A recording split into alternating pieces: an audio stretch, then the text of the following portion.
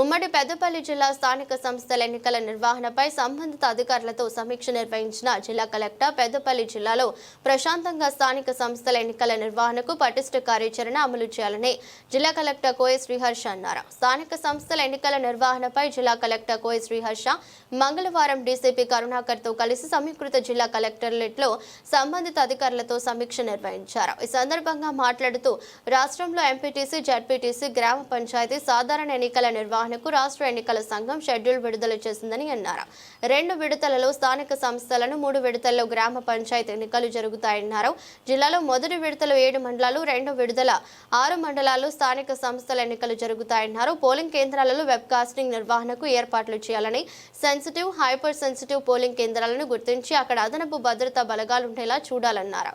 ఎన్నికల షెడ్యూల్ విడుదల జరిగిన నేపథ్యంలో ఎన్నికల ప్రవర్తన నియమాలు వెంటనే ఎన్నికలు జరిగే గ్రామీణ ప్రాంతాల్లో అమల్లోకి రావటం జరుగుతుందని, ఎంసీసీ నిబంధనల ప్రకారం తీసుకోవాల్సిన చర్యలపై చేపట్టి మండల అధికారులు రిపోర్ట్ అందించాలని అన్నారు.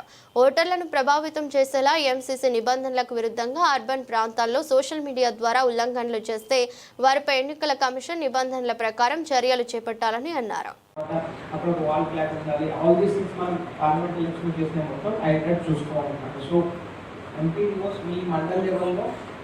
ఎన్ని ఎంపీటీసీలు ఉన్నారు, లేకపోతే ఎన్ని ఆర్ఓస్ ఉన్నారు, మీరు ఒక వాట్సాప్ గ్రూప్ క్రియేట్ చేసుకోను, లేకపోతే మీ లెవెల్లో మీరు మళ్ళీ ఒక ట్రైనింగ్ చేసుకోను, కోఆర్డినేషన్ మీటింగ్ పెట్టుకొని అది ఏటెడ్ చూడండి.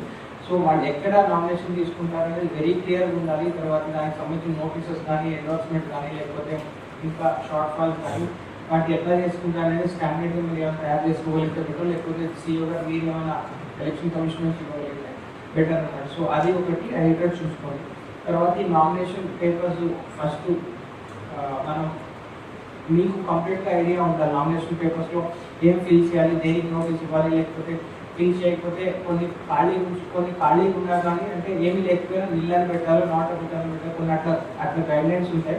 సో ఎంపీడీఓస్ మీ పరిధిలో ఉన్న మీ ఎంపీలో ఎవరిని చేయాల్సి ఉంటుంది, సో అట్లా ఎవరు చేస్తారు, ఏం చేస్తారని చెక్ చేసుకుంటే అది కరెక్ట్గా ఏంటంటే చూసుకోవాల్సి ఉంటుంది. పేరు తప్పున్నా కానీ, లేకపోతే ఐడి కార్డ్ నెంబర్ తప్పైనా కానీ చాలా అన్నెసరీ ఇష్యూస్ అయితే చాలా తక్కువ మార్క్ చేసుకోవాలి. కాబట్టి డబుల్ చెక్ చేసుకొని ఎంటర్ చేయండి.